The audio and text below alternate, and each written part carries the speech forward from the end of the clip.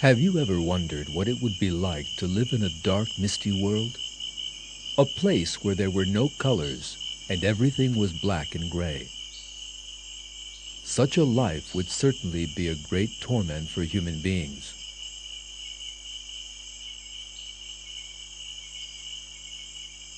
But the world is actually very colorful.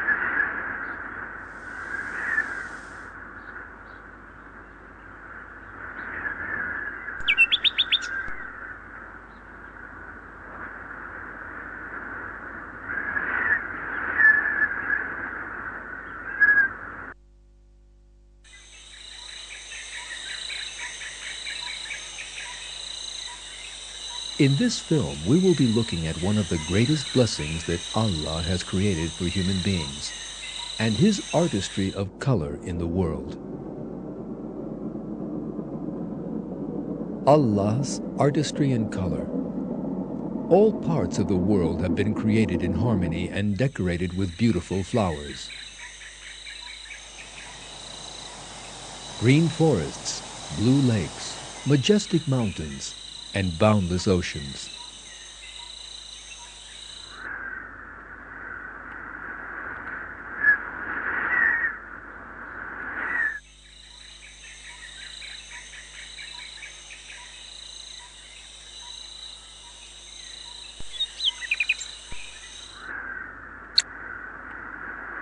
Now, let's see how colors, one of the greatest miracles of creation, actually came to be.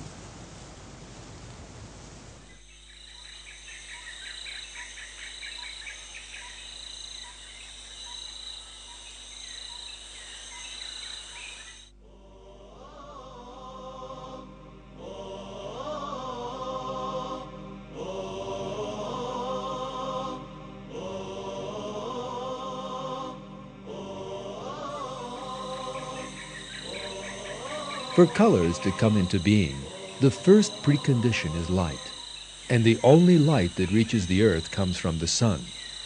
In the Quran, Allah draws our attention to the sun and its light in these words: by the sun and its morning brightness.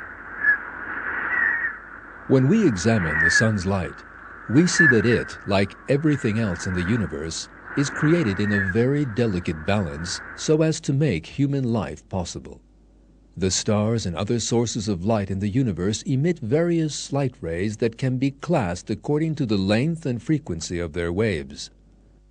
The full range of radiation waves in the universe, known as the electromagnetic spectrum, have a width where the longest wavelength is 10 to the power of 25 times larger than the shortest. The electromagnetic energy radiated by our sun is restricted to a very narrow section of this spectrum.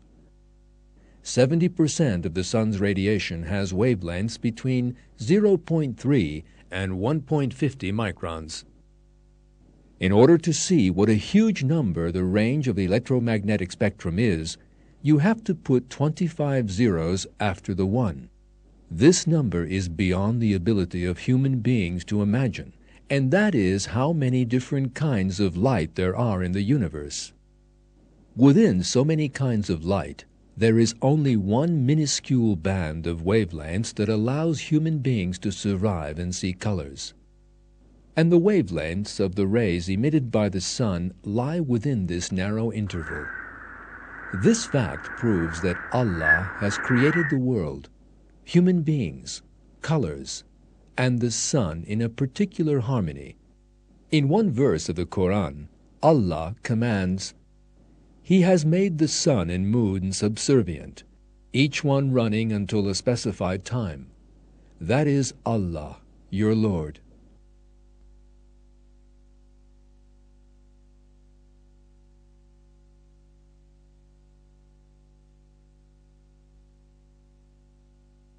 The rays in the area immediately above and below visible light come to the Earth as infrared and ultraviolet rays. Infrared rays give off rays that make the world suitable for living things.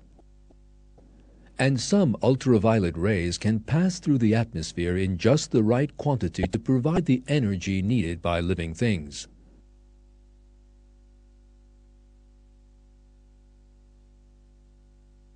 Some of the sun's rays are dangerous for living things.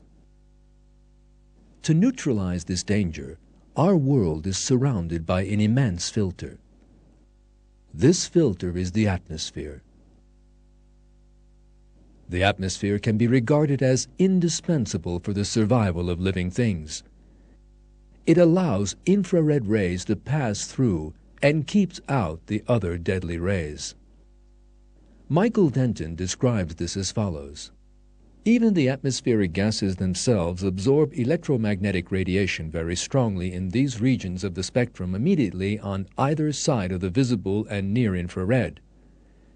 Note that the only region of the spectrum allowed to pass through the atmosphere over the entire range of electromagnetic radiation from radio to gamma rays is the exceedingly narrow band including the visible and near infrared.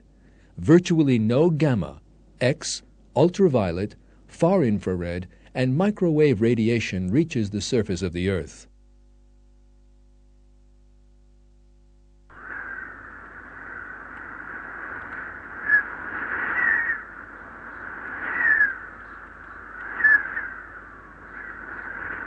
Light reaches the Earth after passing through the atmosphere at an incredible speed of 300,000 kilometers a second. It strikes material things and splits up into the wavelengths that produce colors. In this way, bodies reflect their colors. The molecules that produce this reflection are pigments. For example, the color of a green apple is related to the pigment molecules that constitute the apple. Only green is reflected from among the rays that strike these pigments, since the pigments absorb the other colors. Since the green light is reflected, we see the apple as green. After this stage, the rays reflected by objects must reach our eyes in order to be perceived as color.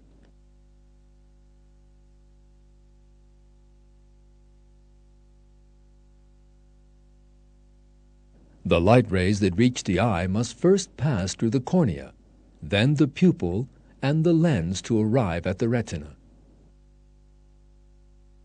The perception of color begins in the cone cells in the retina. There is a group of 3 main cone cells that react to particular shades of light. These are classed as the blue, green, and red cone cells. The cone cells convert these bits of color information into nerve impulses through the pigments they contain. Next, nerve cells connected to these cone cells transmit these nerve impulses to a specific area in the brain. The place where the colorful world we view all our lives is formed is this area in the brain. Just a few cubic centimeters